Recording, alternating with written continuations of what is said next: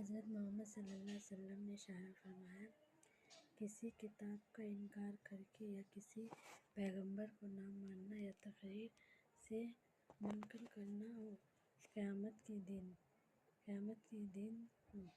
نہ ماننا، یہ اللہ تعالیٰ کے قطعی حکم ہیں۔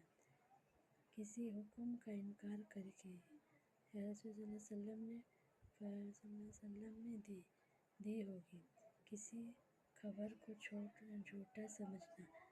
تو ان تمام صورتوں میں سے وہ کافر ہو جائے گا۔ حضرت محمد صلی اللہ علیہ وسلم نے اشارہ فرمایا، شرکت کہتے ہیں اللہ تعالیٰ کی ذات اور شفاعت میں کسی دوسرے کو شریک کرنا ذات ہے۔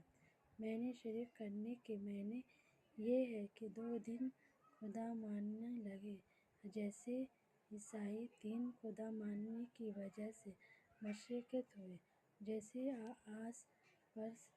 درست دو خدا ماننے کی وجہ سے مشرک ہوئے، اور جیسے بیعت پر بہت سے خدا نہ مانے، کسی دوسرے کے لیے کوئی شفاعت ثابت نہ ہو۔ یہ شرکت کیوں کسی کی مخلوق کو واقع ہو سکتی ہے؟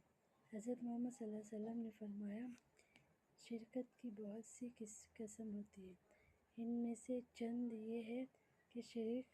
تخلیق، اللہ تعالیٰ کی طرف سے شفاعت۔ حضرت محمد صلی اللہ علیہ وسلم نے فرمایا، بہت سی قسم کے، ان میں سے چند معافیت، اللہ تعالیٰ کی طرف سے شفاعت، قدرت کسی دوسرے کے لیے ثابت کرنا۔ حضرت محمد صلی اللہ علیہ وسلم نے اشارہ فرمایا، مسئلہ یہ سمجھنا کہ فلانا پیغمبر شہید ہو گیا، غیر پانی برستا رہا، یا بیٹا دے سکے، یا مراد پوری کر سکے، یا مار جلا سکے، ان کے قبضے میں ہے، یہ کسی کو نفع اور نقصان پہنچانے پر قدر نہیں رکھتا، یہ تمام باتیں شرک ہیں۔ صرف اللہ تعالیٰ کی طرف سے کسی دوسرے کے لیے شفاعت ثابت کرنا، مسئلہ یوں سمجھا کہ اللہ تعالیٰ کی طرف سے فلانے پیغمبر کے غیر غیبی حکم رکھا ہے، خدا کی طرح ذرہ کا نہیں علم ہے، وہ ہمارے تمام حالات کے واقف ہے،